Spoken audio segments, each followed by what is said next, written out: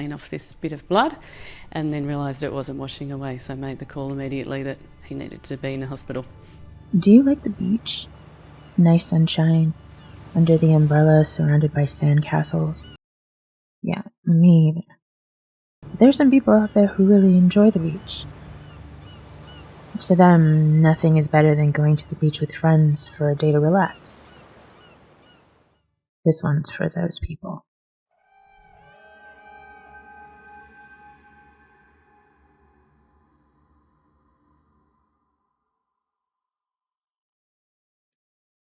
It was a normal weekend. Sam Kanizay was playing football when he wanted to jump into the ocean to cool down. Dundee Street Beach in Brighton, Australia is a cute little beach. I've never been, but the reviews also say it's a nice little beach. So I can see why Sam would have jumped in the sea without a second thought.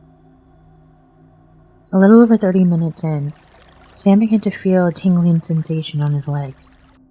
He said that he thought that it may be from playing football, but when he looked down, he noticed that his legs were covered in blood.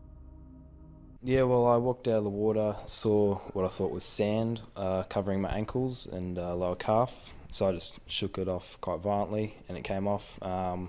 And by the time I'd walked across the sand about 20 metres to put my thongs on, I looked down and noticed that I had blood all over my ankles.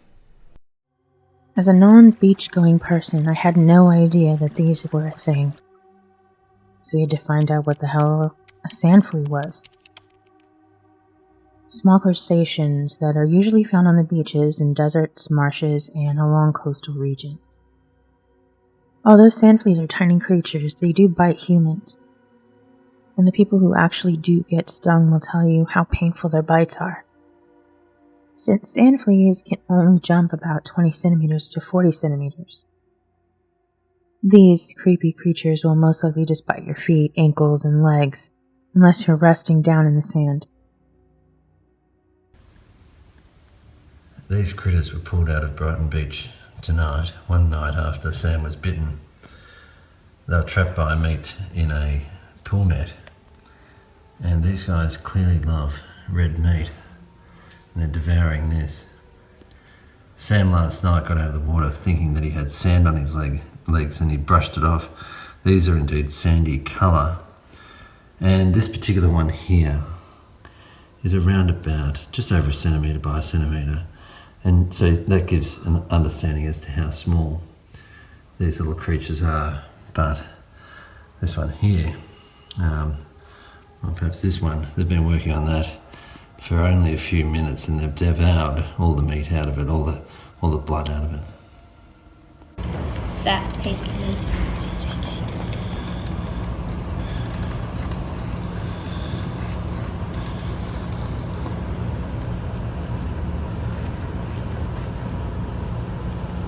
Let them all attached to that meat.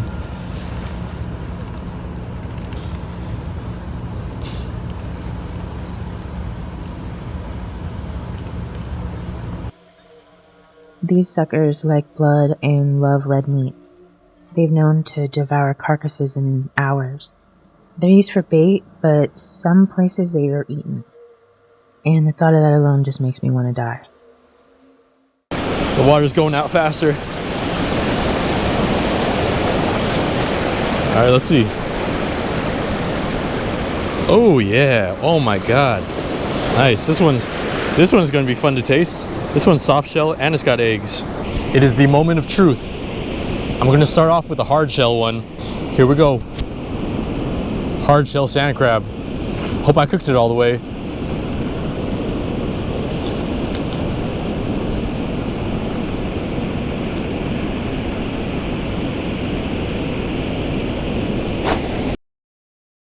So while Sam had his feet in the sand, while he was wading through the water, sand fleas attached to him and began eating through his skin like tiny piranha. They ate and burrowed deep enough to leave his legs completely covered in blood. But according to science, this was actually one of those freak accidents, those perfect storms. He may have been wading in the ocean and happened upon a dead crab. In that instance, he would have stirred them all up and then they would have attached themselves to him. Or he had just been standing deep in the sand somewhere where they were, and they decided to have a munch. But because he was standing still in an area for a really long time, mixed with the cold of the ocean itself, it would explain why he didn't really feel them much and only felt just a tingle. And as creepy and as gross as they are, their presence in the ocean is vital. They're scavengers and they keep the sea clean, well, as possible as they can anyway. Did I mention that people eat these things? So, let me ask you again. Do you like the beach?